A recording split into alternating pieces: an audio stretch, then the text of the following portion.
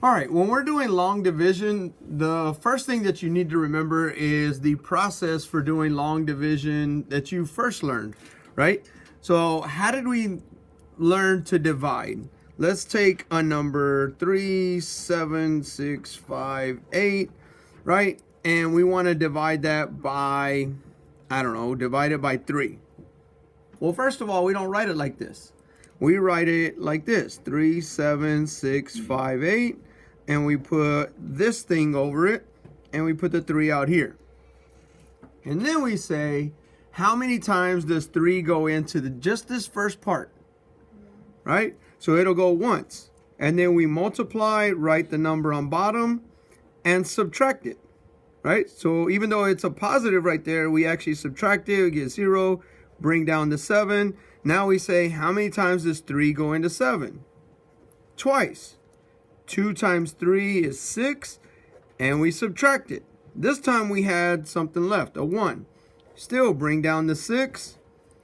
And now we say, what does 3 go into, or how many times does 3 go into 16?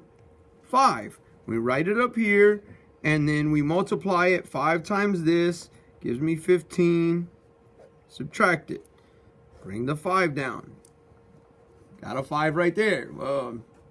So now we got 15. How many times does it go into 15? 5 times. 15. Subtract it. We get nothing. Bring down the 8. How many times does 3 go into 8? 3 goes into 8 twice. Gives me 6. Subtract it. And we get 2. And what do we call the 2? Before we learn how to do decimals, we called that the remainder. And we said it was, this number divided by 3 is this number, remainder 2. Easy, right? That's what we did in the past. So we're going to do the same thing, or not do the same thing. We're going to follow the same process with this same, with dividing a polynomial by another polynomial, right? So I have this trinomial. I want to divide it like this. We are going to write that same trinomial. Oh. Not 2, x squared minus x minus 20 divided by x plus 4. Okay, so it's the same idea. Sorry about the mistake. It's the same idea. How do I get this x to become an x squared? What would I have to multiply it by? If I have 1x and I want it to be x squared, I would have to multiply that by x. Now I got to do x times this, right? So that's what we just did yesterday, was multiplying. X times x gives me x squared. X times plus 4 is positive 4x. Now when I draw the line, I'm going to change the signs because I know I'm subtracting, but when we learned how to subtract, we said change all the signs. So I literally wrote a subtract there and changed that to minus. Okay, x squared minus x squared is 0. That goes away. And negative 1x minus 4x is minus 5x. Bring down the negative 20. Now, if I have an x, again, we go back to this. How do I get that to be negative 5x? What do I need to multiply by?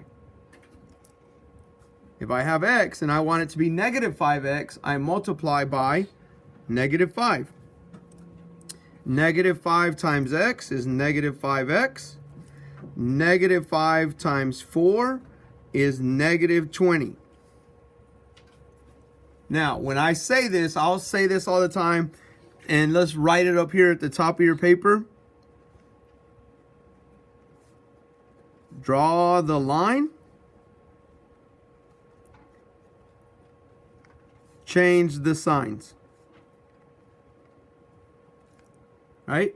And what are we talking about? We're talking about this part. When I draw the line, I change the signs. Notice, negative 5x plus 5x is 0. Negative 20 plus 20 is 0. So that's it. This is my answer. X squared minus x minus 20 divided by x plus 4 is x minus 5. And we're done.